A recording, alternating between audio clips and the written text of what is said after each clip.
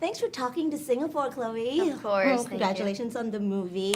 Thank you. Strong female lead yet again. Yes. What do you feel like you connect most with the character of Cassie?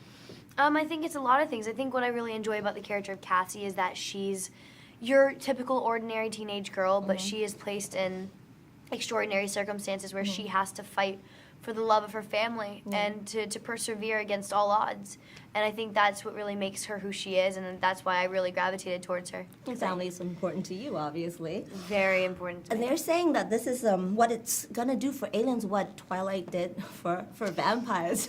Do you feel the pressure of that? I mean, you know, with what Kristen Stewart had to go through with Twilight, with what Jennifer Lawrence, I mean, not that your star isn't big already, but there seems to be expectation and pressure, do you think? I mean, I don't think, you can ever, guess the future in that sense, and I think that no one's ever prepared for any of that. I think that they weren't nearly prepared for any of that, so it's kind of like, you're just walking into battle blind a little bit.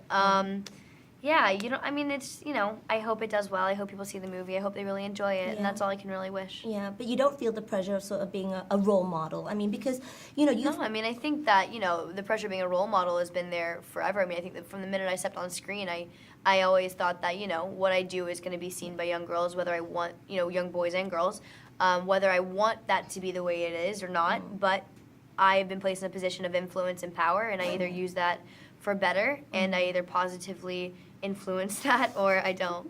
So. It's kind of a heavy movie. I mean, Yes. there's a lot going on. Natural disasters, aliens, quite a lot of things going on.